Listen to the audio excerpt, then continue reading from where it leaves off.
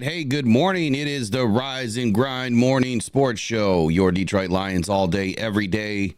I am joined this morning with Eric Rentamaki, and today we're going to talk a little bit about the Arizona Cardinal game upcoming, some Lions news and rumors, and predictions, some picks, some money lines, and a little bit of everything else today. So, Eric, good morning. What's happening today? Just enjoying this last day that we're going to have of 80-degree weather. It's supposed to be 80 degrees today, and then tomorrow it's supposed to get down in the lower 70s, and then it's going to be 60s and rain for 2 weeks. So I'm going to enjoy this last day of summer while we have it. Yeah, you know, it was supposed to be another week of this crazy weather today.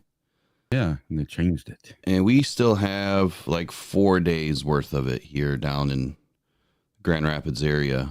But yeah, then it takes a nice dip, which that's the weather I like. The low 70s, the high 60s, getting into the 50s at night. Man, there's nothing better than some cold for sleeping weather. But you know what? Talking about sleeping weather, Dan Campbell's not able to sleep very well today. Or last night, wasn't able to sleep very well after the game. According to multiple reports, which this, you know, to Eric's point, this seems a little hokey, right? A little weird.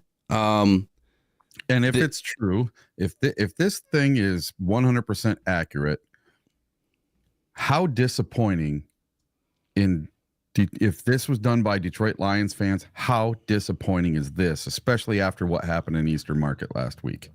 Yeah, exactly. Because, I mean, when you think about, you know, combining those two together, which I don't know if anyone referenced that, you know, I mean, obviously what happened in Eastern Market was, you know, a fluke in our opinion, or at least in my opinion. I mean, there's crap that happens every day in the city of Detroit. There's shootings that happen everywhere around, you know, the country. So it's not just localized to Detroit or, you know, Detroit fan bases, you know, after a tailgate. But the security concerns apparently with Dan Campbell are such that he has to sell his home. And he has to move. And the quote says, this is just kind of weird that we've never heard of anything up until this point. The quote is this. He was talking about his house, and he was talking about the reason why he had to move. And this, I believe it came out from the Cranes reporter, Nick Maines, that Dan Campbell had to sell his home. And the reason is this is what Dan Campbell said. The neighborhood, everything about the positives of the property, that there's plenty of space. It's on 2 acres. The home is beautiful. It's just that people figured out where we lived when we lost. And that's what I don't understand. Like, when you lost what? Like, lost this past weekend, or every loss in the last couple of seasons that we've taken? The loss after the NFC Championship game? What are we talking about here? How long has this been going on? And if it has been going on for, you know, a lot longer, I can't imagine that this just, you know, came to a head in a week, right? Or 4 days. I mean, we're 4 days past the loss, right? Yeah, but apparently it was listed yesterday. So it's already broke yesterday. So there's no way between Sunday and Wednesday that he decided, oh, I'm going to sell my house, and sold his house already. I mean, well, you could have. I mean, about $4.5 million price tag is, I mean, that's a steep price tag. There's not, you know, very many people in the market that are buying homes like that. You know, obviously there's plenty of people that have money that can do it. But I found it pretty interesting too, that in one of the articles it stated that it was some really big Lions fans that bought the home, you know, and jumped on it in less than 24 hours of being on the market. It's already listed as pending. So Lions fan. Yeah, you know, it's not that you can't list a home and have it sold in a day or two. I mean, it happens all the time. You can get a house up for sale quickly. I mean, my neighbor just did it 2 days ago. So very interesting, but very, to your point, disappointing. If this crap is going on, like, leave the man alone, man. I mean, I get it. He's a popular dude in Detroit. He's turned this, you know, the city around just because of how well the team has been playing. You know, like, football is kind of turning this city around, in my opinion. And now baseball is starting to catch up with the Tigers, which is interesting storylines if you start to look at the comparisons and the contradictions and the coincidences between the Detroit Tigers and the Lions. I don't think that those coincidences are always good for the Lions, though. There's some interesting storylines with Detroit sports, and when this team is winning, this team doesn't win, and when this team wins a championship, this team obviously doesn't, or there's just a lot of weird coincidences. I'll let somebody else pick up the story and write on it. I don't have time to do the research right now. But let's start off with a little bit of picks, predictions, and money line. I'll come back to the chat in just a moment because I have to get it popped out. But leave Dan Campbell alone. Like, come on, guys. I mean, this is ridiculous. Just leave the man alone. If he wanted you over at his house, he would invite you, right? Yep. And you got to be careful. I mean, yeah, you're It's not welcome. bad. If this is really true and it's Detroit Lions fans that are doing this, man, am I ashamed to be a Lions fan today. I don't like it. So, right off the get here, this could be no pun intended, and I'm not trying to use words in a negative way. This could be what is considered in football terms a shootout this weekend between these two teams. If Kyler Murray comes to play again, like he did last weekend with a perfect quarterback rating, and they are able to move the ball at all on the ground, which I just don't see happening. This could turn into an air game for both teams, especially if the Cardinals get on top early. We could see Jared Goff chucking the ball again, which I don't think any of us want to see what happened this past weekend. When you get up over 40 throws in a game, 40 attempts, things can start to drastically turn on its head, and I think that we kind of seen that happen. We just stalled out. But we do still have an explosive offense. All the pieces are still there. It just needs to get utilized in a way that maybe is a little bit more unique, right? You got to keep these guys on their toes. I think that our play calling, sorry, Ben, has just been a little apathetic, if you will. It's just bland, too vanilla. Like, throw some granola in it, maybe a few frozen berries, make this thing into a parfait. Like, let's jazz it up a little bit, because right now we're looking a little stubborn, if you will, sticking to the same type of plays. And stubborn never wins. Just ask Aaron Glenn. It's the second straight season that the Lions fell in the second game of the season. Our second game last year was against the Seahawks at home, and that was not a good game to be at if you were there. That was a terrible game to watch in person. You could feel the negative energy coming from the Seahawks, but man, they got in our face and they got up in a hurry and they didn't let go.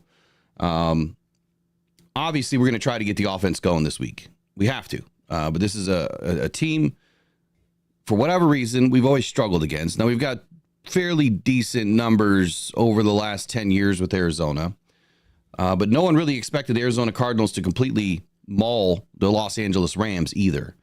And Sean McVay's squad really stood no chance against Arizona, and for whatever reason, Arizona came to play. Marvin Harrison Jr. finally had his opening moment, within the NFL, finally had an opportunity to show who he is.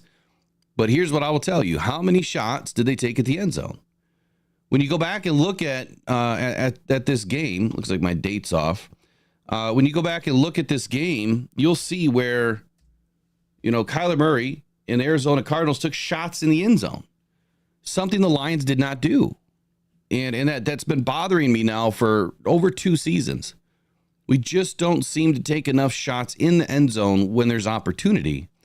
Marvin Harrison caught a beautiful pass out of the middle of the end zone, heading towards the goalpost. I mean, it was a toe tapper, and those are the things that I want to see. But you know what? We don't have a Marvin Harrison.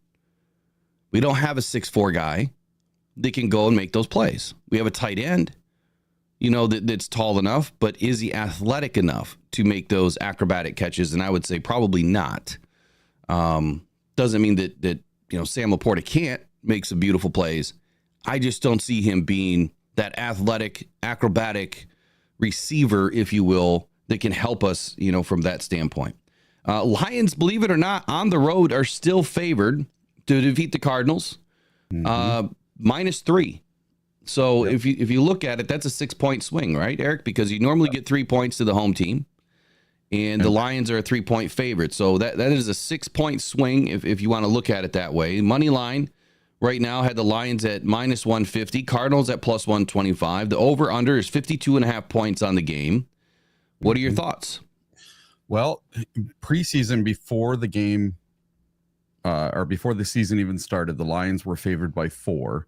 And then as of yesterday, it went down to 2.5. This morning, it was back up to 3 again. So something is, I think a lot of people are betting the Lions. Actually, I can look and see here. So 54% of the bets are going to the Lions. That's why it's went from a 2.5 to a 3-point spread. They're trying to even things out. And listen, I think, and just like I thought in the beginning before the season started, I think this one might come down to exactly what I said this week. I predicted 27-24 for the Lions to pull one off with a field goal at the end. And that just might be what it is. The score might be a little higher than 24-27. Maybe it'll be 37-35, something like that. But this could be a high scoring game. This could be the game where Jared Goff needs to throw the ball as much as he did last week. I'm predicting Jared Goff to have a very big week this week. I placed a bet on DraftKings. Don't do it, guys. Don't do it. For Jared Goff to have plus 275 and 2 touchdowns through the air this week.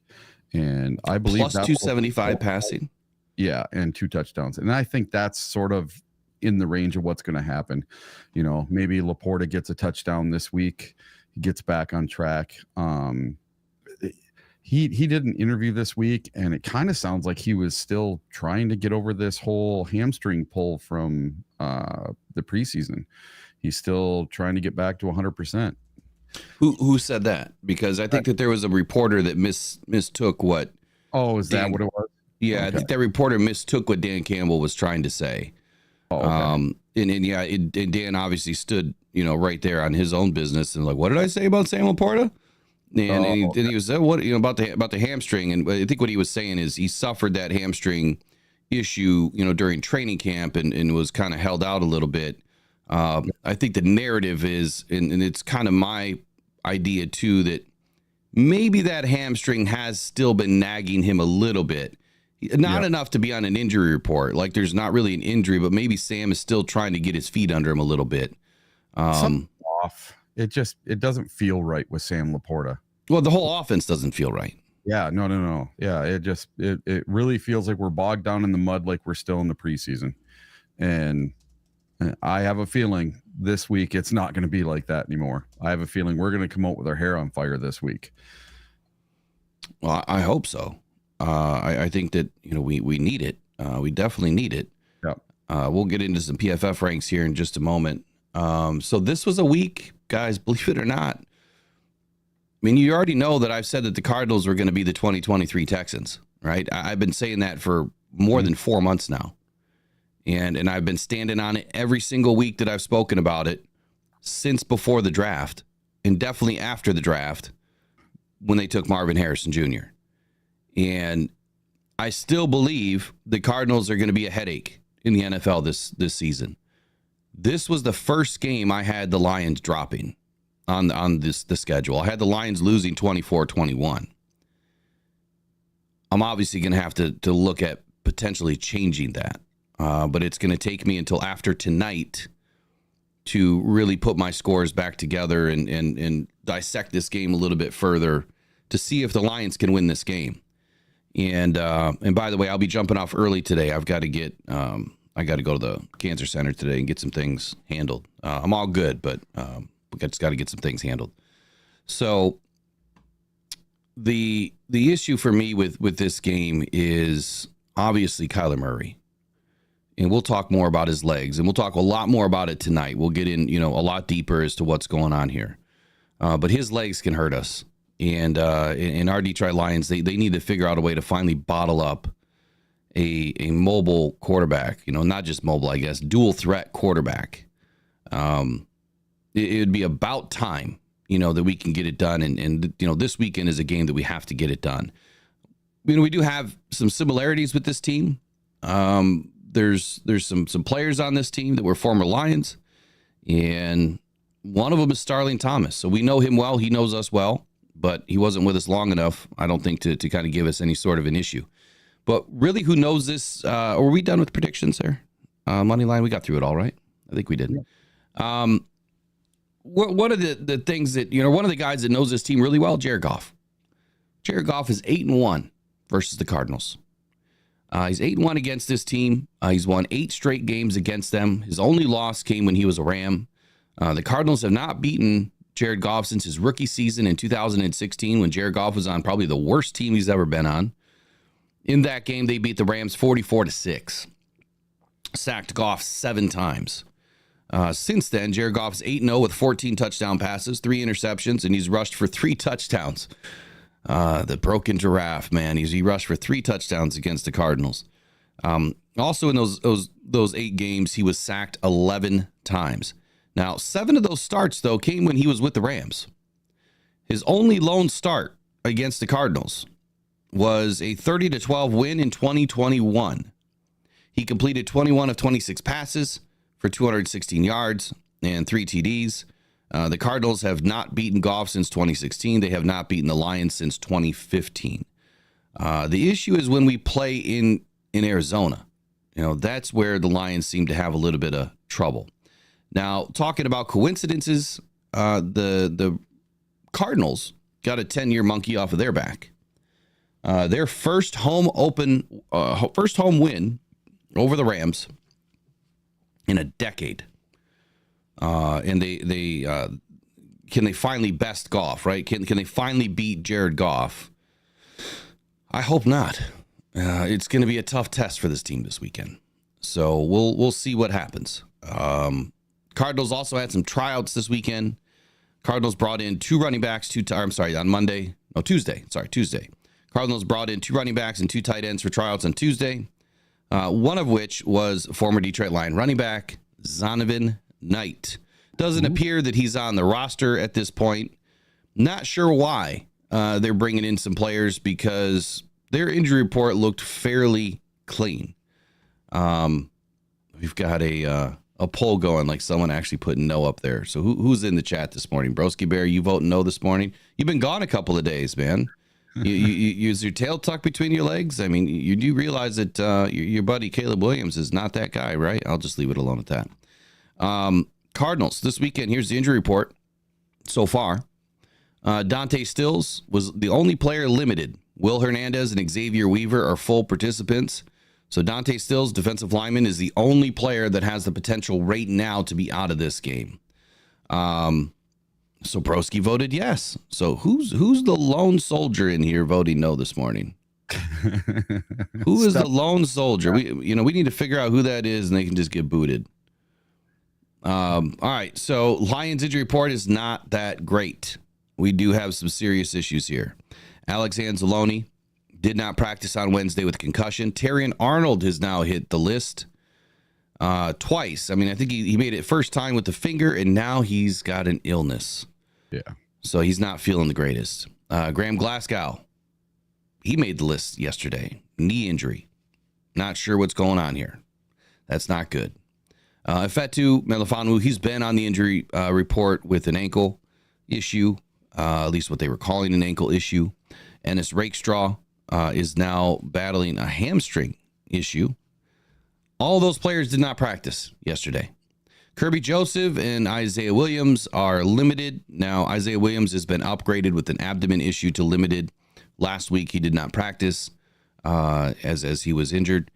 Marcus Davenport and Amon-Ra St. Brown are full. So those are the 2 lone bright stars this week. Having Marcus Davenport against the Cardinals is going to be an imperative, or it's going to be a big problem, I guess I should say, for Arizona. I mean, look what we just did with DJ Reader, Ali McNeil, Levi O, and Aiden Hutchinson. And now you're going to have Marcus Davenport back. That's how the Lions win this game. I'm sorry. I have no faith in the offense right now. Until they show me something different, I have zero faith in the offense right now.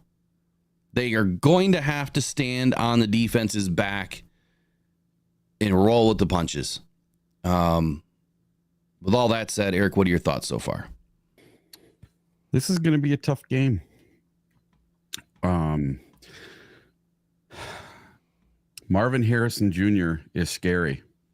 So former Ohio State wideout Marvin Harrison Jr. did something on Sunday that no one has done since his dad did it decades ago.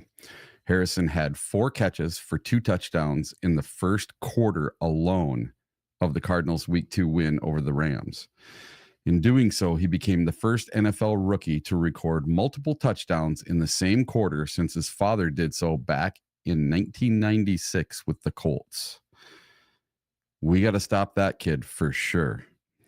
And Kyler Murray's no slouch. He had a perfect passer rating. Let me see here. Yeah, his PFF rank for the week, 93.2. Kyler Murray's on fire right now. If we can't slow him down, we're going to be in some serious trouble this weekend. Well, we're not going to slow Marvin Harrison down without our full complement of cornerbacks. If Terrian is out for this weekend, which I can't imagine happening, that will give us a little bit of an issue, especially if Ennis the Menace is out too. That we would be down, both of our rookies. We still have a Meek, right? We still have Carlton Davis. We still have Brian Branch down in the nickel. If Ifeatu can finally, this was the week that he was supposed to hopefully make it back. Yeah. If he can make it back in, that doesn't mean that he's going to get a ton of snaps, and it doesn't mean that he's going to be, an issue for the Cardinals, because your first game back, it's going to take a minute. I've been pretty spot on with those calls. When anytime someone is making it back from an injury, it takes them a minute, especially in positions on an offense or a defense that are critical to the team, whether it's quarterback or receiver or running back. Those are critical pieces to a team. On defense, your cornerbacks, your safeties, they usually take a minute to get back into playing well again, because they got to get their feet under them, right? They got to get game tested. They got to see the speed again. And Ifeatu Melifonwu's been out for a while, so he's not in game shape. I'm sure he's in great shape, but I can't imagine that he's in true game shape right now. But this Terrian Arnold illness, to me, it's a bit challenging. He's got plenty of time, or has had plenty of time, I think, since Wednesday, to hopefully get better by the weekend. I'm sure they're pumping him full of fluids and whatever medication he needs to make it back to the field. Illnesses usually are not a concern, depending on what it is, right? No idea what it is. Obviously, in Christian Mahogany's case, that was a bit different. That illness was a little bit more of an issue than having a stomach bug or a mild cold or flu. Flu can hurt you. Obviously, it's going to drain you, and it's tough to make it back. But he'll be pumping fluids, I'm sure. He's probably getting IV bags all day, every day. Marcus Davenport. So with the groin issue, Davenport, he did not practice 3 times last week. He was doubtful. Obviously didn't play. The full participation means that he will play on Sunday, barring any setbacks, which is great news. That's nice. Yep, that'll be good. I was as much of an issue as we had this past weekend. Mm-hmm. I still felt that our cornerbacks played pretty well. Yeah, and I was, and I still think they are playing pretty well. I don't like this ticky-tacky crap, with these penalties early on Terrian Arnold, and I still would say I don't want him to change a thing. Like, still go out there and be aggressive.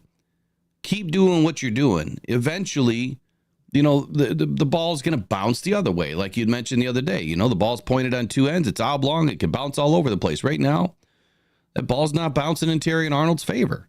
And he's just going to have to keep grinding through it. He's got to stay positive, keep that big old smile on his face, and just power through it, man. It'll turn back around. And I would hate to see him change anything, because then you start to get in your own head. You start to lose confidence, and that's when you dive off the deep end. And that wouldn't be good for Terrian Arnold this early in a season, to feel like he can't play in this league, without getting a penalty. So, and I don't want him to feel like, he's lost games for the Lions either, because there's a lot of mistakes in that last game, a ton. You could put your fingers on just about anybody, and they did something wrong. So it's not just Terrian. It's not just Ben Johnson. It's not just, Aaron Glenn. Everyone kind of had their hands in this loss last weekend. We can't have it again. We got a super chat from Michael Garrity. He says, please hit the like button, everyone. Thanks. Appreciate it, Michael. I didn't see it pop up, man. Thank you for catching that one. Yeah. I didn't want it to go down. Super shout out to Michael Garrity this morning. One of our new everydayers, man. He's always up in here. Found us a few months ago through Facebook and has not left. Appreciate that, buddy. Appreciate you. So Arizona, let's talk a little bit about Kyler Murray. Hot start. I warned everybody. I warned everyone in the offseason that this was a year that I felt that the Arizona Cardinals were going to put it together. And so far, through 2 games, has been about as good of a performance as you could have from any quarterback in the NFL. And he looks ready to completely dominate the rest of the season just after week 3. Through 2 games, he has 428 passing yards, 4 TDs, 116 rushing yards. Whew. If you extrapolate that through an entire season, that is an MVP type season. 3,638 passing yards, a little short of 4,000, but where he makes up for it is 986 rushing yards, which would put him over 4,700 yards on the season, and 34 TD passes. That's where he would be if he continued on the trend that he's put together in the last 2 games. This would compare to Lamar Jackson and his MVP, or both really, of his MVP seasons. In 2019, he had 3,127 pass yards, 36 TDs, and 1,206 rushing yards with 7 scores. And last season, he passed for 3,678 yards, 24 TDs, and rushed for 821 yards with 5 touchdowns. And he was a unanimous MVP in 2019. The bigger factor is team wins. He won 13 games as a starter in each of those seasons. So we'll see what happens with Kyler Murray. Now he's going up against an extremely dominant defensive line through the first 2 weeks. And I'm going to bring in a podcast. I'll bring in Wolf this morning, and we're going to talk. We're going to listen to what he has to say, and then we'll come back and we'll talk about it, because what he has to say is exactly what we're looking at this weekend. Guys on the football field, and then there are tough guys on the football field. And there's a lot of guys who act tough as well. Can I just tell you that? A lot of guys who actually put on that poser image and act like a tough guy out there. But when you go ahead and get down to it, they're not so tough. And this game coming up is going to define that. And it will embody that. And we will see that, especially on the line of scrimmage on both sides of the ball right now. You got the Lions, they're all about toughness. They're all, Dan Campbell, is that not right? They're all about toughness right now. Jonathan Gannon, it's all about physicality. Dare I say violence in between the white lines. That's the word they like to use. Violence in between the white lines. Okay? Man, something's going to give. We're going to see it. It's going to be fought. This game is going to be fought on the line of scrimmage on both sides of the ball. And it's going to be there for all to see. Detroit's coming off a loss, too. So there's not even this thought of, maybe you'll sneak up on Detroit a little bit. I don't know if that's really a thing this early in the season. But it's not like Detroit's cruising to 2-0. They already had all their preseason hype. A lot of people picked them as like the trendy team to go to the Super Bowl. They're coming off a loss. And in that loss, somehow Aiden Hutchinson still had 4.5 sacks. Here's Drew Petzing on Aiden Hutchinson. Like any unit, no matter how talented they are, has a best player. I think for them, that's certainly him. I mean, he had 4 sacks, I think, this past weekend. So he's dynamic in the pass game for sure. You see the statistics, I think, and my guess is he would say this, like, he's just as effective in the run game. I mean, he takes no plays off. He plays with extremely high motor. I mean, he's one of the best defensive ends in the league. So, we have to be aware of him as we do the other 10 guys on the field. But certainly if you're going to, rank him out, he's at the top of that list in terms of what we need to pay attention to. 5.5 sacks through 2 games for him. Yeah, 5.5. I know. That is the problem with Aiden Hutchinson. That's the thing you don't like about Aiden Hutchinson. Blocking him? No, the fact that, blocking him, period. Doesn't matter if you're throwing the ball or running the ball, he's a problem. He's an issue. And this is the same way with the entire Lions team. Think about this. After 2 games, now base earnings, I like 4. I like 4 games. I like a 4-game sample size. And that's don't tell me what you did in September when we're in December. Don't do that. Okay? I like a 4-game sample size. So you always like the most recent 4 games? The most recent 4 games. So even if you have 8 games to work with, you're really just you're looking at the most recent 4. 8 games, not really. I'll take the full 8 on that one. Oh, okay. Okay, because it's really a larger sample size. It's when you start getting up past 12 games that it's don't tell me about that. What you did in September. There are so many football teams that are just different teams in December, okay? But the Lions right now tied for number 4 in rushing yards per game allowed and number 4 in rushing yards per play allowed. That's what they are through 2 games. 2 games, keep that in mind right now. The Arizona Cardinals tied for number 4 in rushing yards per game as an offense and rushing yards per play as an offense. You put those 2 things together right there and you tell me what you got. You have 2 elite teams right now, according to these metrics, and yet you watch them play and the tape backs it up. 2 elite teams coming in here, top 5 teams. The Arizona Cardinals in terms of running the ball and the Detroit Lions in terms of stuffing your face when you're trying to.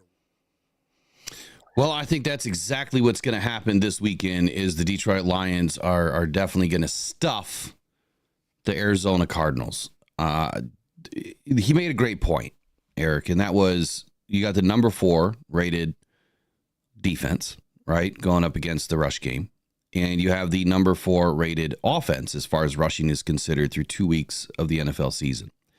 I also like the fact that he mentioned a sample size.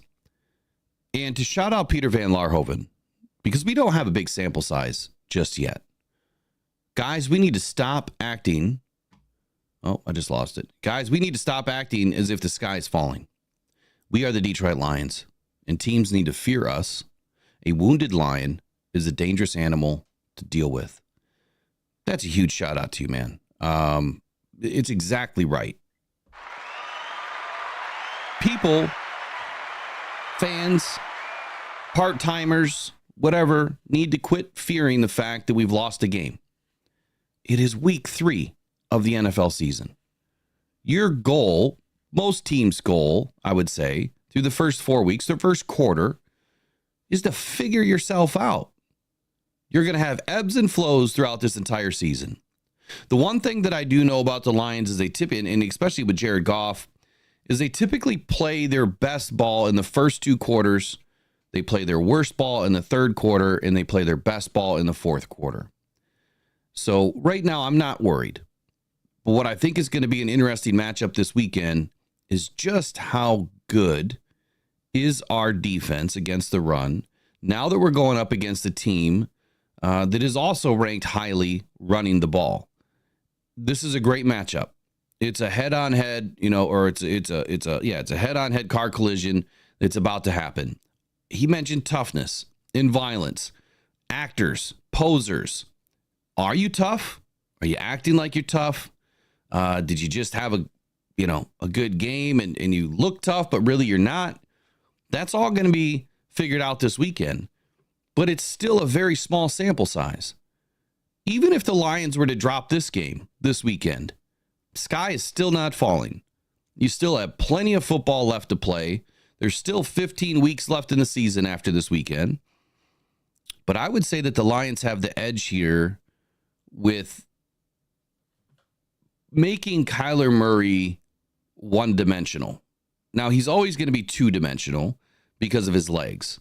But you can make him as one-dimensional as possible by taking Conner out of the game.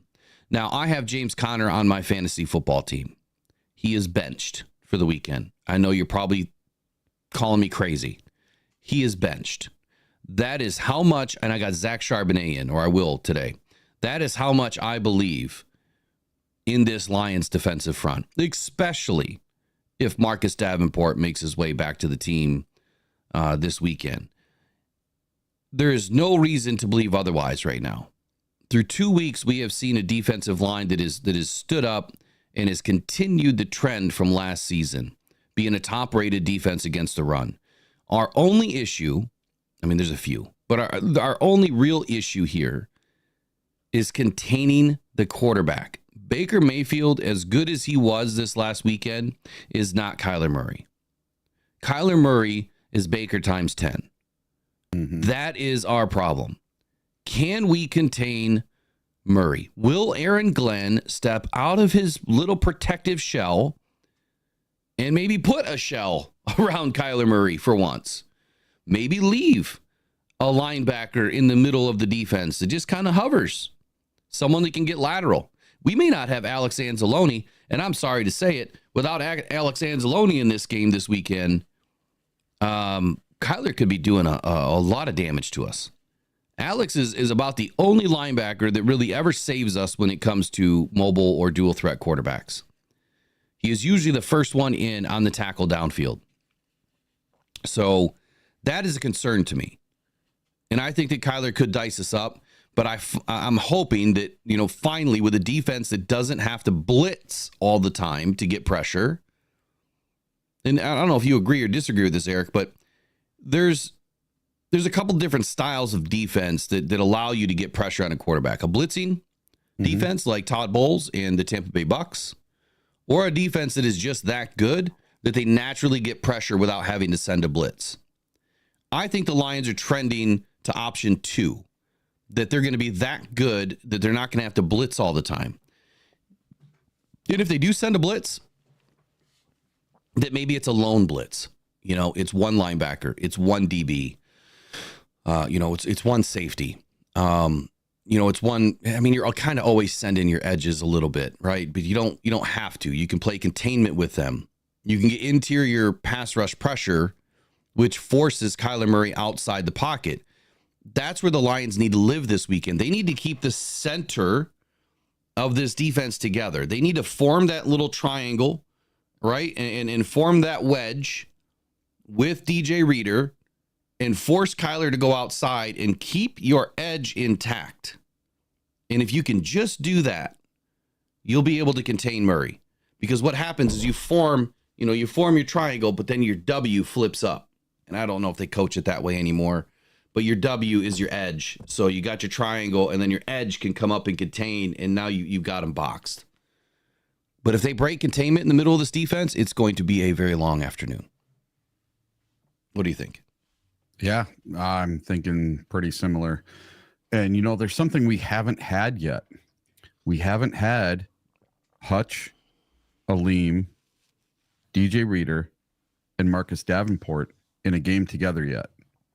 Mm-hmm. And if we can have all of those and get Alex Anzalone back, man, this could be something special. And it could turn out to be a long day for Kyler Murray. Yeah, it could end up being a very long day for him if we can contain him. Now, he's going to get away. He's small, he's slippery. Like Broski Bear says, he's the Keebler elf. He's tiny, right? And he's going to slip around people. He's going to get through small little gaps where you think a guy can't get away from you. It's going to happen. But if we can, for the most part, contain him, keep somebody on this rookie, and keep them from throwing the ball a million times on us, we're going to be okay. We're going to be okay. They're going to get their shots. They're going to get some points. But I believe that our offense is going to be enough to overcome anything that our defense gives up this weekend. And we got to stay at that sweet spot, that 20 points or less.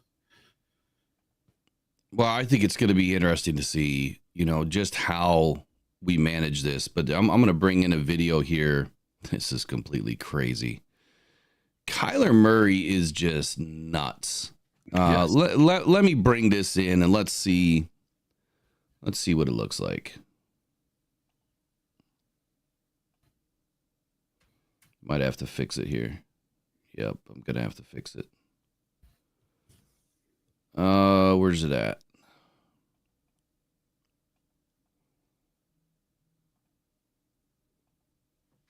Okay, we're getting closer.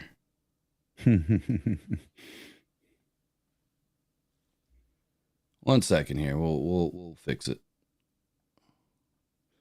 So I won't play any audio. I don't want issues. Okay.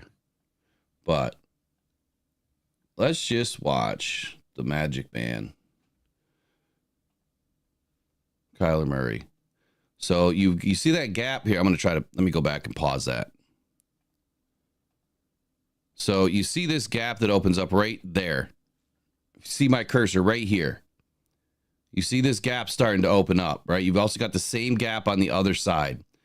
The interior pressure is behind the edge. So these tackles are allowing, which is probably Verse and Jared Verse, and I can't see the number. But whoever their edge rushers were on this play, they're allowing them to get deep. And that is by design. And this is where Aiden Hutchinson has trouble because he likes to get deep quick. On these plays, and then he'll end up getting behind the quarterback, and that's where when you have a sneaky quarterback like Kyler, he's going to hurt you. So now Edge gets free, right? Kyler's starting to evade, turns around, goes to set. Nope, not there. He's still running. Well, you remember that gap that was over here? Well, it's still wide open. Kyler gets free, and bang, fires it to the end zone. Now, here's the other thing. The Detroit Lions have a problem, in my opinion, right now with their wide receivers. So you can just see how, before I get on to that, you can just see how dangerous he is with his legs. One, he's extremely small. He's a small guy to corral, get your arms on. But number two, his speed is undeniable for a quarterback, and he's got a great arm. So he's got all these great intangibles stacking up against you. But one of our problems right now, to go on the other side of the ball for a minute, what I witnessed from hey, actually, you know what? I'm going to save that. No, I can't save it. I got to do it in the moment. What that tight end, number 84, I can't remember his name. What he just did on that play is he kept working, right? He kept working. He's in the end zone. He's working back and forth. He's got his eyes on Kyler, and he keeps working. And he finds a little bit of daylight. Kyler sees him. Kyler makes the throw. It's a touchdown. I didn't see that at all from our Lions this weekend. No. I didn't see any of our receivers looking back at Jared Goff and giving him an opportunity to make a play. Now, I understand that Jared Goff is not going to run around like a chicken with his you-know-what, like Kyler Murray. He's just not going to do it. That's not Jared Goff. Jared Goff also shouldn't be in that position with the offensive line that we have. Jared should just throw the ball away. So I think a lot of people felt like Jared Goff had a really bad game this weekend because, he was dirting some balls. Well, some of that is by purpose, right? He has to get rid of those balls or he's going to take a sack. He took 0 sacks on the weekend. Some of those were just poor throws because he was on his back foot and he had nothing behind it. But what I want to see is our receivers working back to the football. Far too often I saw this. They're just running down the field. No one's looking back. No one's turning around and seeing that Jared Goff's in trouble and then putting their foot in the dirt and turning around and coming back to Jared Goff. Instead of being 22 yards down the field, now you can work back to 15, 13, 12 yards down the field, still be above the sticks, and give Jared a better opportunity to complete a ball. That has to happen this weekend. And that's in my notes for tonight to talk about because there was a lot of plays that we went through on Tuesday night in the All 22 review where you could see that the Detroit Lions receivers just never gave Jared Goff an opportunity whenever there was the potential for a broken play or an opportunity while he was under pressure. It just seemed like they ran with blinders on. and that can't happen. Did you notice some of the same? Yeah. And, you know, I know you were driving back when we were doing the all 22, right? yeah, I got to watch it though.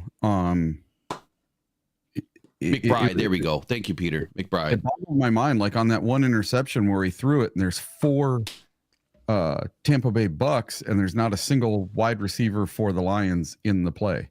You know, that's a timing route, but still, where are our receivers? Are they running wrong routes? Is it just complete lack of communication? I don't know what it is. Yeah. And one thing that scares me this weekend is Jared Goff hasn't been having the most time in the world behind our offensive line. They have not been giving him the time that he had before. Whereas the Arizona Cardinals this year, their offensive line is giving Kyler Murray, like, I think I saw 3.1 seconds on average to throw the ball. So our defense needs to get after it. We can't I can tell you right now. Give me 1 sec. Yeah, go ahead. We can't be giving him, you know, all this time in the pocket to sit back there and pick us apart. Yeah, so Kyler Murray had the 5th most time to throw. Yeah. 3.1 seconds. Yeah. And, I'm kind of glad you brought this up because I was going to do a video last night. I just got exhausted. I was tired. I was going to do another video yesterday. All my videos are being hidden right now because I'm putting too much stuff out there and YouTube throttles you back a little bit. So I'm not getting any views, which is terrible. I got notifications for them all this morning. This morning, right? This morning, yeah. This morning. Not 12 hours ago, not 18 hours. This morning. Morning. Yeah, it's weird. YouTube. I don't understand it. So, I was going to save this for a video. I guess I could still turn this into a video for those that don't like to watch a 2-hour show, which is only going to be 90 minutes today. Let me do this. Let me go to one of our sponsors real quick, and then we'll be back in like 35 seconds. And then I want to do a video on an article, and I'm not going to name the article. I want them to figure it out for themselves who it is. And we're going to talk about JG for a moment. Be right back. Thousands of people are discovering Uper Lights, Michigan's newest, funnest rock to go find on the shores of the Great Lakes. Don't go out with just any light. Try the Convoy C8 from uperlights.com. It's guaranteed for life, and you'll find all the ones everyone else misses. Quality UV lights that are perfect for Uper Lights with prices starting as low as $20. Please make sure to visit uperlights.com for all your UV flashlight needs with the best guarantees on the market. Just what you wanted and not what you didn't. The best quality, the best guarantees, and the best UV flashlights from uperlights.com. All right, so we're back. And here's what I want to talk about. Jared Goff for a moment.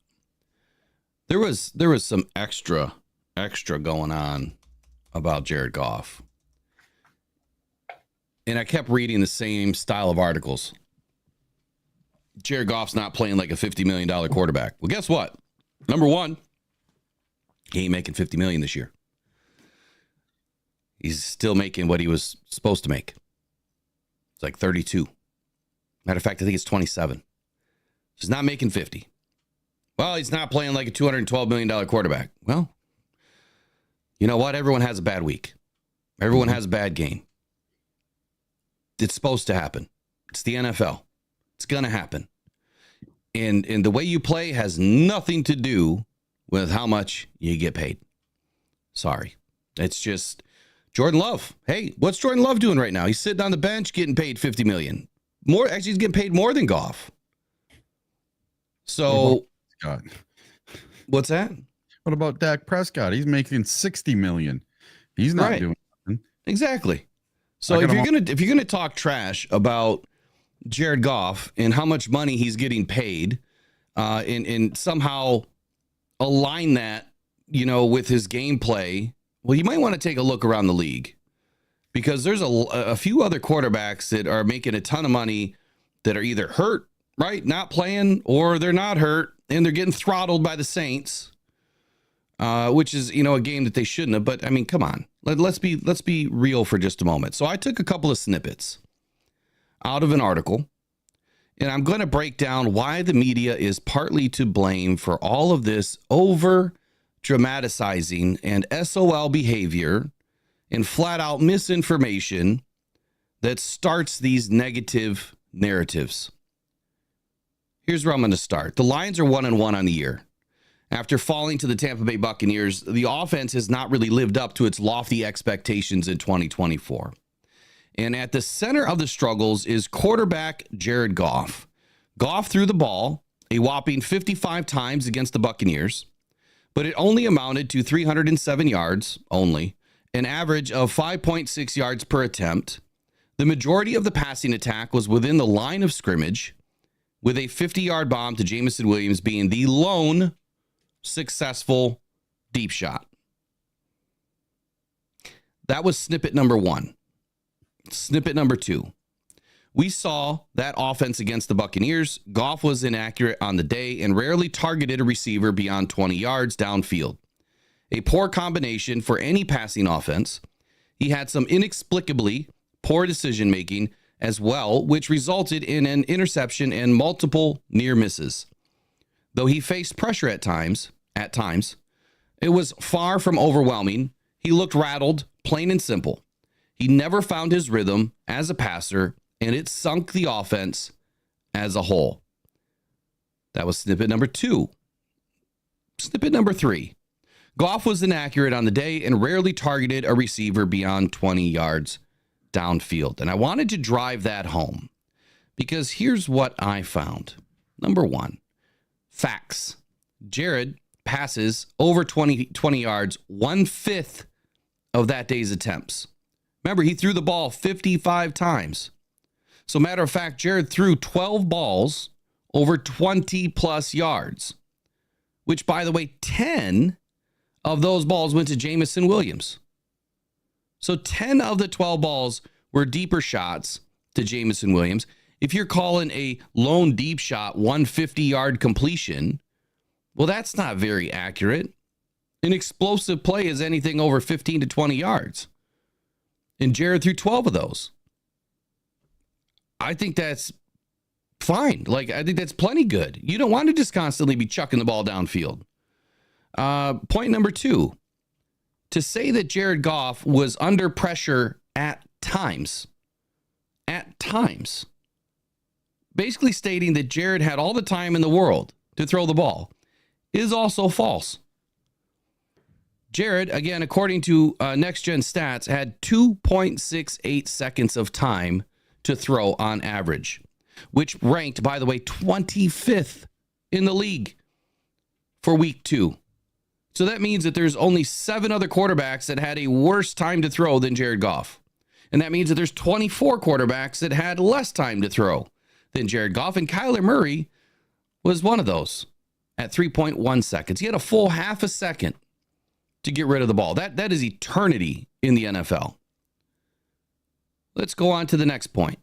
The Lions clearly favored their matchup in the passing game more than the running game, but Goff was simply not good enough on his 55 passing attempts.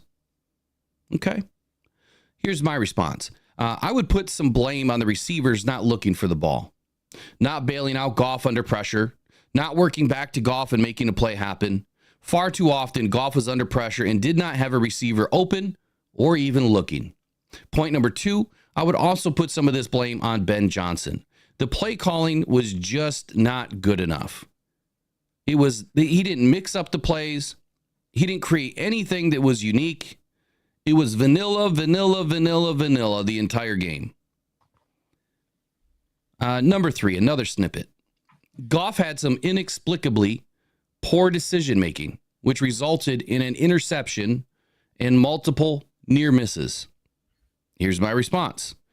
The first interception was illegal contact, holding, and pass interference all at the same time. And that was against Jameson Williams, who was the targeted receiver on that play. So I would say that wasn't Jared Goff's fault. Now, the second interception, we just don't know enough. But I'll go ahead and put 100% of the blame on Jared Goff for that one interception that he probably could have pulled back. That ball clearly landed, in the middle of 4 Tampa Bay Buccaneers defenders. Shouldn't have been thrown there. But Jared Goff doesn't typically make mistakes like that. So what I would say and what I would argue here is, did the receiver run the right route? Was Jared Goff expecting something different to happen on that play? Because he just doesn't make mistakes like this. So I'm 50-50 on this one. But the multiple near misses for interceptions, I think you have to go back and look at the tape, which we did on Tuesday night. And what you see Jared Goff trying to get rid of the ball, trying to throw it away towards the receiver so that he doesn't get intentional grounding because he is under pressure and he's still in the pocket.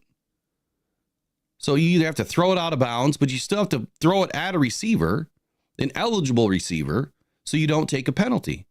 That's Goff protecting the football, right? He's protecting the integrity of the line of scrimmage. He doesn't want to back the guys up any further than they already are because it was a dogfight. Here's another one, another snippet. Though he faced pressure at times, again, at times, I think we've already discussed that part of it, it was far from overwhelming. Really? 2.68 seconds? That's not overwhelming? He looked rattled, plain and simple. I didn't see Jared Goff rattled. Not once. He had the third most quarterback pressures of all quarterbacks in the league with 18 in week 2. But yet he was pressured at times, and it was not overwhelming, right? But yet you have the third most quarterback pressures of the week. When the Lions had, 18 plus pressures, or 15, I think, in that game, they also had 5 sacks or 5.5 sacks, whatever it was on the day. So pressures don't always mean that you're not under pressure there, or the pressure number doesn't always mean that you're not under pressure. But clearly, Jared Goff was under pressure the third most in the league that day. Only Will Levis and Caleb Williams had more. It's kind of tough to get the ball downfield more often when you are under pressure. And take a look at what happened to Caleb Williams. He was sacked 7 times on the day. But Jared Goff took 0 sacks on the day, as he was the smarter quarterback with the football in his hand for most of the day. Another point, he never found his rhythm as a passer, and it sunk the offense as a whole. Never found his rhythm. I just kind of started shaking my head here.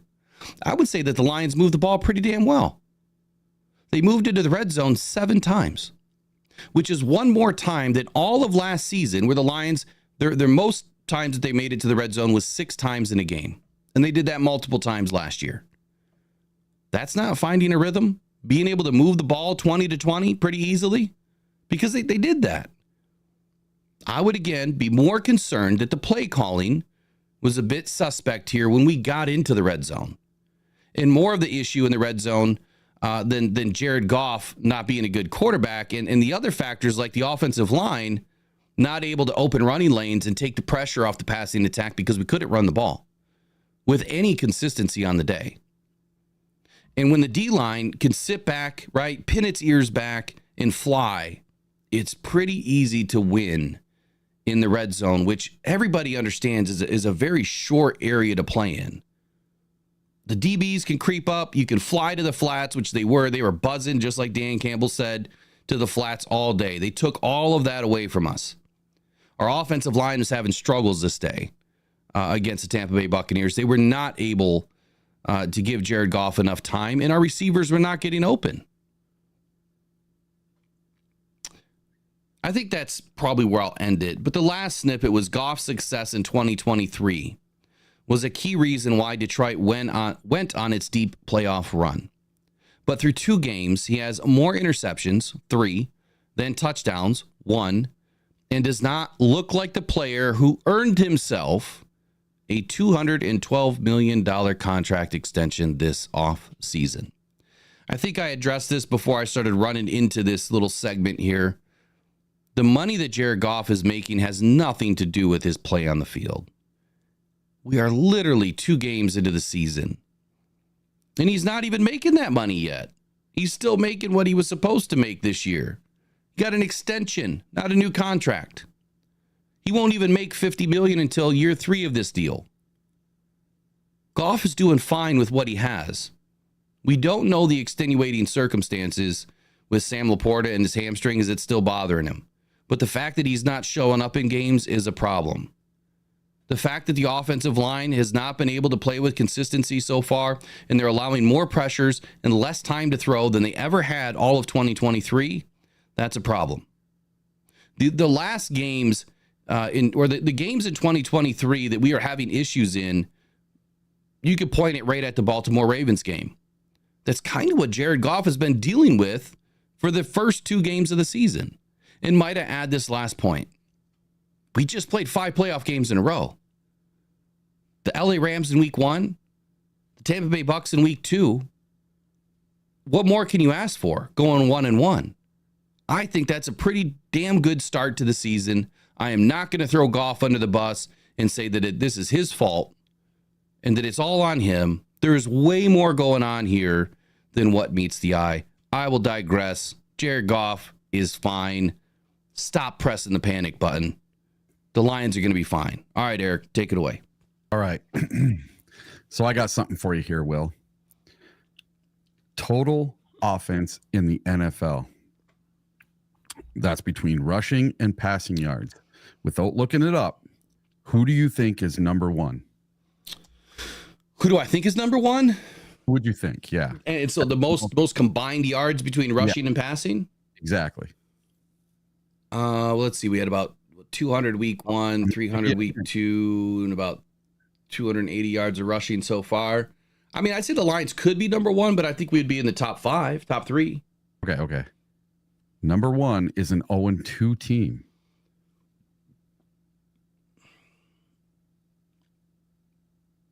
Who is it? It is the Baltimore Ravens at number 1 at 417 yards per game with 4 touchdowns. Coming in at number 2 is our Detroit Lions at 413 yards with 4 touchdowns. So we are not that far off. And number 3 is the Saints with 405 yards, but 11 touchdowns. That's the difference. That must be passing yards only. No. It's passing and rushing together. It's offensive yards. There's no way we only have 400 yards of offense. Yeah, it says 413. There's no way. We have way more than that. It's average. Okay, average per game. Gotcha. Yeah, average. So we're averaging 413 yards a game? Yes. That's insanity. So we're not that far off. It's going to happen. Listen, it's a dam that's getting ready to break, right? Yeah. We are at the point where we're moving the ball up and down the field at will. It's going to happen. We just need to get some better play calling when we get down into the red zone. And I think we need to get back to this bully ball that we did in the fourth quarter with David Montgomery and Jahmyr Gibbs and just run the ball.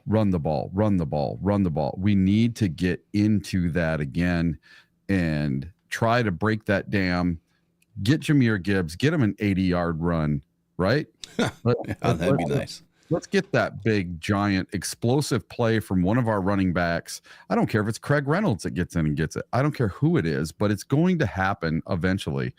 Maybe we give Vaki a try. I don't care who it is. It doesn't matter. Vaki almost busted that the other day on that fake punt. Oh, my God. That was really close to being something really special. And how crazy is that, right? So if you look at this for overall, the Cardinals come in at number 7, and they're at 379 yards per game with 8 touchdowns. So they are getting the touchdowns. They're doubling us in the touchdown department. So that's something that we need to button up. And our defense, let's see how we stack up. So on defense, overall defense, the Lions come in at number 14, allowing 301 yards per game. And the Cardinals come in one above us at 13 at 298 yards per game. But the Lions have allowed 4 touchdowns where the Cardinals have allowed 5. So these defenses are pretty darn even right now between them for as far as yards allowed per game and touchdowns. Pretty even. So again, I'll be doing more of a breakdown of what's going on with the Lions and the Cardinals tonight. This morning was a little bit more about the Cardinals, and and kind of talking about where they are and what they're doing to give us a little bit of a matchup nightmare, if you will. There's a lot of things that Kyler Murray does well. There's a lot of things that this Arizona team is doing well as a whole. If we look at some of the observations from week 2, when you talk about Kyler Murray, he played as well as a quarterback can. And the passing yards might have been larger had there been a need to pass in the second half. There just really wasn't. At halftime, Murray was 10 for 12 with 191 yards on the day. But he had only 9 attempts in the second half with 7 completions for 75 yards. For the game, he accounted for 325 yards, 266 passing, and 59 rushing on 5 attempts. On third down, the Cardinals were fairly efficient. They were 6 of 9. Prior to the final possession, Murray was 5 for 5, 79 yards, and a touchdown, while rushing for 19 yards on 2 attempts. His 9-yard run on 3rd and 14, which is what the Lions cannot allow to happen this weekend, got the ball closer to the 48-yard line for a Matt Prater field goal. So talking about coincidences, hey, we get to go see Matt Prater again this weekend. But the offense had 3 touchdown possessions without reaching a third down. That is a big number. The fact that they were getting first downs consistently without reaching a third down, the Lions need to key in on that. What are they doing on second down? It's kind of what the Lions were doing last season, where the Lions would treat, second down as third down. You're trying to get beyond the sticks early. That's exactly what the Cardinals are doing right now. They are treating second down as third down. They do not want to get to third down. And they're also treating a fourth down as a third down, or at least the Lions do. So Murray's legs clearly helped this team big time. And he's going to be the lone rusher, in my opinion, this weekend that will probably have more yards than the running backs. But I think that the Cardinals are going to have a little bit of trouble here if they cannot get James Conner going, which I don't believe that they will. I think it's going to be a very minimal game for him. That is going to limit what they can do offensively, right? That is going to make them this more of a two-dimensional. I want to say one-dimensional, but it's always two-dimensional, like I said earlier, with Kyler Murray and his legs, which will impact what their offense is going to be able to do. And look, Arizona's going to be ready for it. They're going to be ready for it. They're already realizing that they're going up against a really good run defense, and how are they going to be able to mix it up? James Conner, this past weekend was 41 and 62 respectively. So Conner ran like a supercharged Colt, totaling 122 yards on 21 carries, 5.8 average with a touchdown. The totals broke down to 9 for 50 in the first half and 12 for 72 in the second half. That is what allows Kyler Murray to do what he does with his arm. That is not going to happen this weekend. It can't happen this weekend. Marvin Harrison Jr., like I said, he finally stepped out and had a day.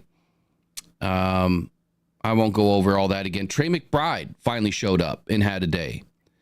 Elijah Higgins was impactful. So what the Cardinals present as far as being multiple, they are very multiple on offense and defense. And I feel like that is going to hurt the Lions if they're not able to contain what Kyler is able to do. But the offense is extremely diverse with what they do with multiple guys. That can hurt you on just about every play. So we're going to need everybody in this game playing and doing their job. I mean, that's what it comes down to. They just got to do their job. With James Conner being the big contributor early on the season with 172 yards and 2 TDs, this is a tough matchup, but I feel it's going to be a little bit tougher for Arizona to be able to get that offense rolling when Conner is removed from the game plan. Defense. Budda Baker is a nightmare. Dan Campbell mentioned it the other day in his press conference, but Budda Baker is an issue. He's very physical.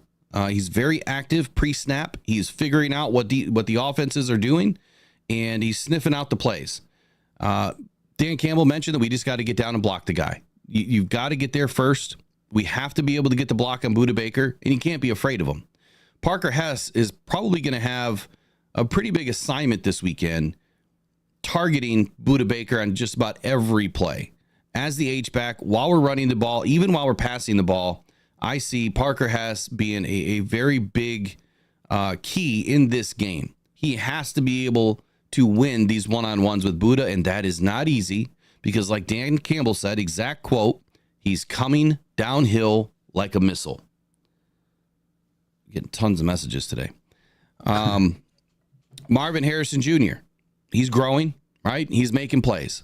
He had a much better week in week 2 than he did in week 1. He had 4 big plays on the day, which were all different qualities, in my opinion, that a receiver has. It sounds like Carlton Davis is going to be able to take this matchup this weekend. Dan Campbell briefly kind of said that he likes, TA, but he also mentioned Carlton Davis first. The body language from Dan Campbell would tell me that Carlton Davis is going to be the one that has the matchup, especially with Terry and Arnold right now battling an illness. You cannot take a chance that TA is not full strength going up against Marvin Harrison Jr. You just can't. Letting the rookies battle it out, I think, would be a fun matchup, but I don't think it's a smart matchup. What have we noticed throughout the season so far, Eric? We've noticed that our DBs are traveling, right? They're sticking with their assignment. They're going back and forth. When the offense motions, they motion with them. And that was something that I was looking forward to this season with the Lions, is finally having the players on the back end of this defense that can do the things that good teams do, which is find your matchup, stick with it, and try to shut them down. Now it's mano a mano. Go do it. Go handle it. The Lions are still figuring a few things out. They're giving up a couple of big plays here and there, but the large majority of the time, I think that they're playing pretty well. It is a much improved defense overall. And the defensive line, is top notch in the league right now. So it'd be interesting to see where it goes this weekend. I guess is what I'll finish with. Now, Murray, like I said, he's a big problem. And how do you beat, a zone offense, or how do you beat the zone on offense? Because Arizona does multiple things within their zone scheme. They run half zone, half man very often. And when you have an opportunity to take advantage of that situation, you really just have to figure out how to be more efficient. And Dan Campbell said you got to have a little bit more patience. So you're not just going to rush, to doing the things that you want to do later in the game. You got to work yourself into it. I kind of felt like that's been an issue for us the first 2 weeks. I think Ben Johnson's waiting a little bit too long. And I will say this about Jared Goff that I didn't say in that segment a little bit ago. He was holding the ball a little bit too much. And Dan Campbell did have this to say. Let me find it here. There's a quote that I took from old Dan Campbell. Where is it at? And someone wanted us to talk about old Matty P. Can you find the article and the quotes on Matty P? I looked that up this morning too. Yeah, we'll come back to it in just a moment. So here's Dan Campbell's small issue with Jared Goff. And he said this after the game to Jared Goff. He said, I told him this yesterday. One of the notes I wrote, I'm like, man, I just got to feel like a couple of times you're trying to do too much is all. He's trying to keep the play alive a little longer than need be. Just a couple of things there that I felt like didn't help us. And if I were to pick this quote apart and then analyze it against Jared Goff's game versus Tampa Bay, even though he was under pressure, didn't have a total, or enough time to throw the ball, the times that he did, he was holding the ball too long. In the times that he did have more time to throw, those plays typically didn't turn out the best. Not all of them, but some of them. And that's where you saw some more of the dirt balls because he just didn't have anywhere to go. Our receivers were hung up. They were locked in. They didn't get open. They weren't creating as much separation, even though they've averaged more separation than most teams in the NFL. I think the Lions are in the top 6 or 7 in the league for separation right now through the first 2 games. But for whatever reason, on the plays that Jared Goff has time, they don't have separation. When he doesn't have time, they have early separation. So what I would say for Jared Goff would be, look, you've got to identify that earlier. You've got to get the ball out faster. And when you look at Jared Goff last season and where he had the most success, it was bang, bang. It was the quick routes, right? Your quick hitters, and then you're taking it for some yak yards. I understand a lot of people are concerned with the dink and the dunk nature of this offense right now through the first 2 weeks, but that is what we're predicated on. Like, that's how this offense works. It's short routes, it's quick routes, it's get open, you find the seams, you find the holes, and you let these guys work after the catch. Sam Laporta is one of the best tight ends with yak yards, and so is Amon-Ra St. Brown. That shouldn't change this year. I feel like now Jared Goff was kind of holding to get the ball open or to get the receiver open a little bit too long when he could have hit him much earlier in the route progression. And I think part of the problem here is Jameson Williams. Yep, I'm going to say it. Jameson Williams has added a new dynamic to this offense, where now if you allow the route to progress a little bit longer, Jamo's downfield and he's potentially open. So you kind of have to let these routes progress. And if you noticed, who's been one of the first targets for Jared Goff? Jameson Williams. He's been one of the first targets on almost every play. So if he's the first option now, that explains why he's holding the ball a little bit. So that's it on that. Matty P. So what is this whole deal with Matty P? I'd have to say that I missed it. All right. I didn't see what he said. So the other day, Bill Belichick opened his mouth and started spewing a bunch of stupid crap. And this is what he did. Okay. Well, he did say some nice stuff about us. Well, he said some dumb stuff too. So Bill Belichick makes an outrageous statement about why the Detroit Lions are good. He is crediting Matt Patricia for our O-line. Okay, this is a quote. I think that the Lions have built a really good offensive line for their quarterback, and they couldn't get a lot of production in the red area last week, but that's something that Matt Patricia started, and now they're kind of getting the fruits of the labor from him. So he is crediting Matt Patricia for our O-line production. He is nuts. Only one person was drafted while he was there, and that's Frank Ragnow. Decker came from the Caldwell regime, and Decker and possibly Glasgow were drafted during that time. But come on, that had nothing to do with Matty P. That was all what's his face, baseball bat guy, Quinn. Yeah, Quinn. He drafted Ragnow. What did you call him? Baseball bat face guy? Yeah. Oh God. What does that mean? Because during the draft, he sat there with his baseball bat, smacking it on his hand. Oh, he started that when Caldwell was here during the draft. He sat there with a baseball bat. Yeah. So Taylor Decker was Quinn's first pick, right? And no, he was during it was during Caldwell though. Yeah. It wasn't with Matty P. No, that's what I'm saying. I forget when was Matt Patricia? He was Quinn's second and third year. So he was hired in February of 2018.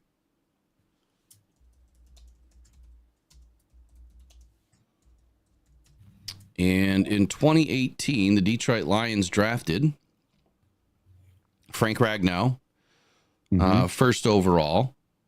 And the second season, they drafted no offensive lineman. And in 2020, they drafted Jonah Jackson in the third round.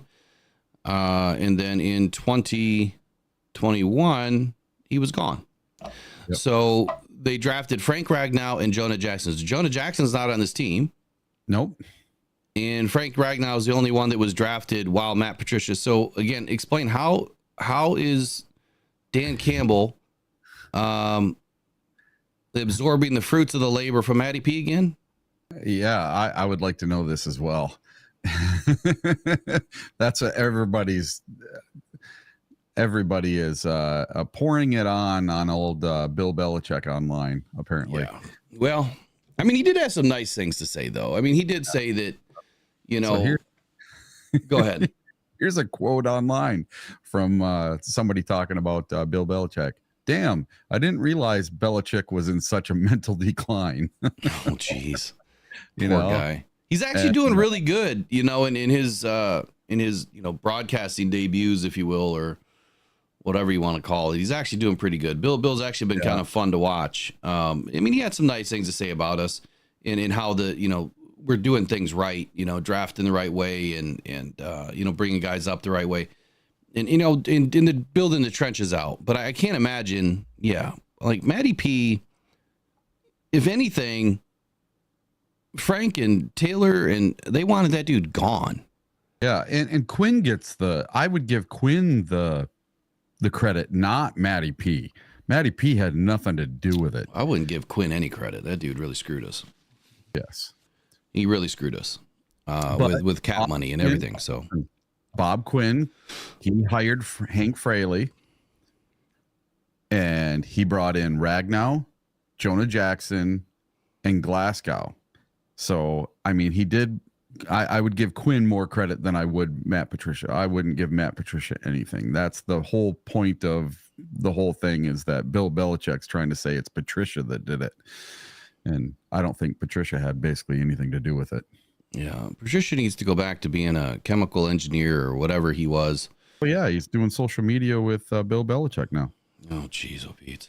Yeah, he joined his social media thing, and Bill Belichick's got, I think his 24-year-old girlfriend and working social media has just rotted his brain this past 6 months. I don't know. Bill's always going to be one of the best to ever do it, man. He's got a great name. So anyway, here's my story for the end of the day. I feel that Goff was really trying to do everything that he could.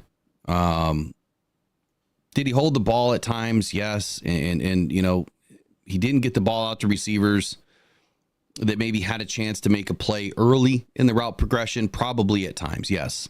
But for whatever reason, I do really feel that much of that has to do with an offensive performance that can best be described as bizarre, right? From this last week. It was just bizarre.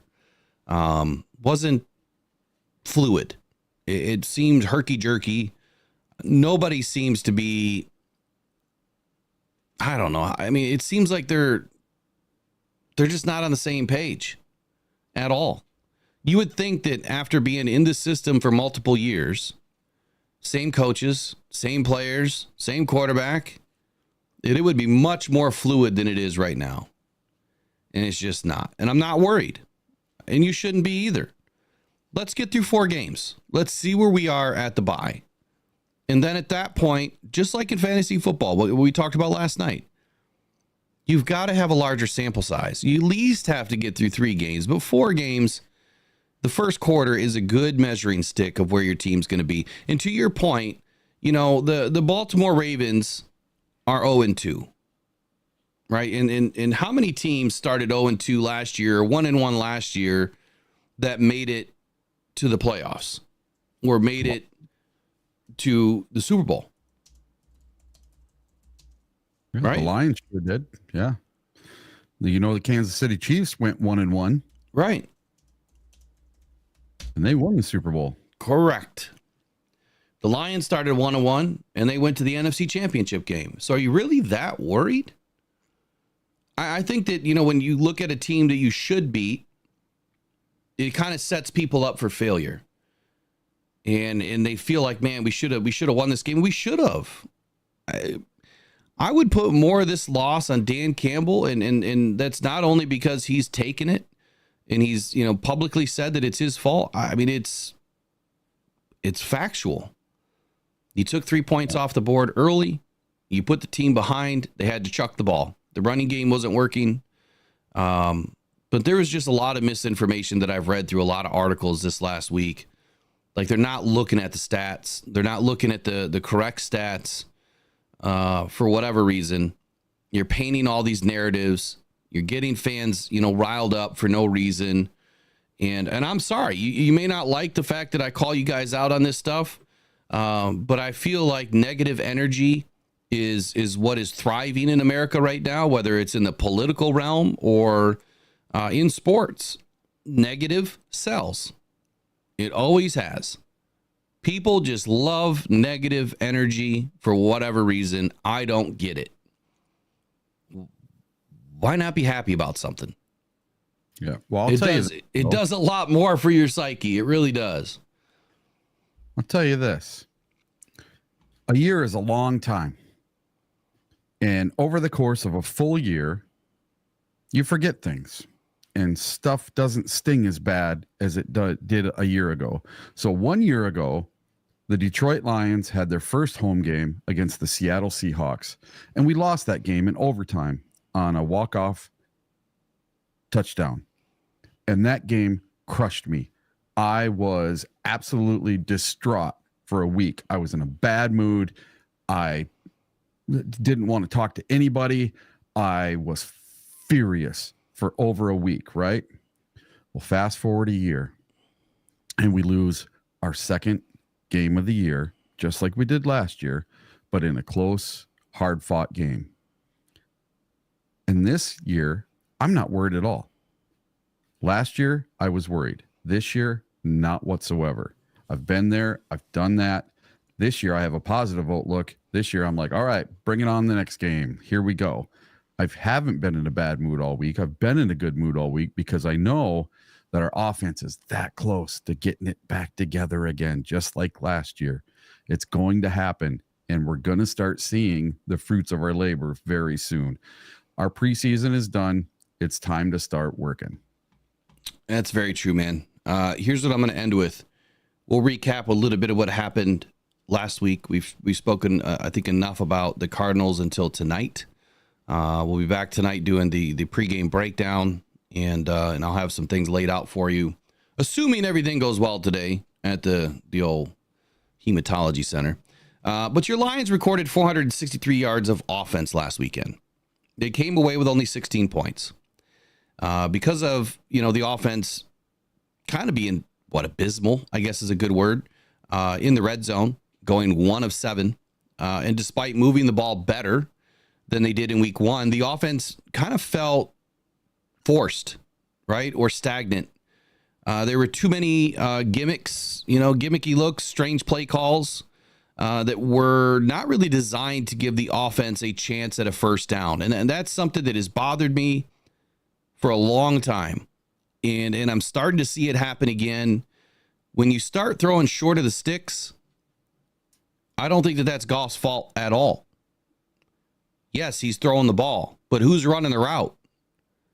Right? If you don't get beyond the first down marker, and I understand, just like I said a minute ago, we live by the yak. You can't do that on 3rd and 9, and you run the 7-yard route. You have to run an 11-yard route and come back 2, and then lean forward for a half a yard. For whatever reason, we've been throwing short of the sticks again this season. Ben Johnson has to get in these guys' faces and say, find the first down marker and sit on it. Go push the DB back and then come forward. Come back to Goff. Ben Johnson has to get more unique with his play calls. He has to. I feel like, yes, to a point, we're figured out to a degree. I don't think we're totally figured out because I don't think Ben Johnson's opened up the playbook enough. He's going to have to this weekend. Even with all that happening, though, the Lions still had chances in this game. We had 2 possessions in the final 2.5 minutes, down 4 points. That is a testament, in my opinion, to how Goff can put this team in winning position. He's been doing it time and time again. However, Dan Campbell's massive blunder, probably the biggest blunder of his career as a Detroit Lion, that took points off the board. But you at some point, you can't just blame Goff for everything. The offense failed to come away with points in both of those final possessions. That's play calling. It's too early in the season for to be any concern whatsoever. This group deserves, I think, the benefit of the doubt. I think that they deserve our respect. There are aspects of the offense that feel off, absolutely. But we have to be extremely excited that this defense is playing totally different. That much better, that will help this team win more games overall. The good of last week is that Amon-Ra St. Brown showed up. Kind of returned to his average performance, 100 yards, 119 on the day to be exact. But it was very inefficient. It took 19 targets for him to get there. Sam Laporta still missing, right? He was marginalized in this second game.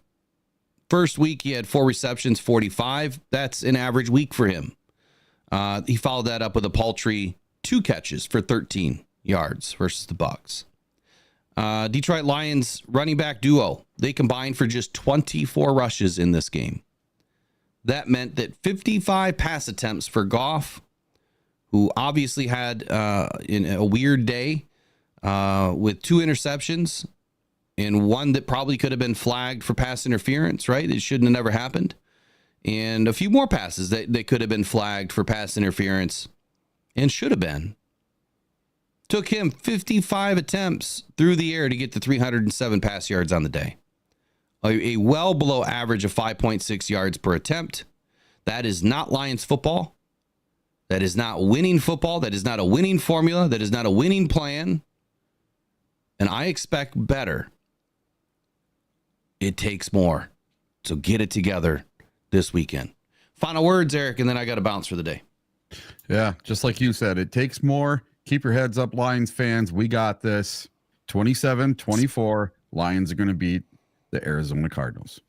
Yeah, I'm going to have to change my approach on the score for tomorrow when we talk about predictions on the week. And, all the games tomorrow we'll review who's winning and who's not. I'm on a hot roll right now, and I'm hoping that it continues. Look, Detroit is 0-3. This is a glaring stat, too. The Detroit is 0-3 when Goff puts up 50 attempts through the air. 0-3. I think that tells you something.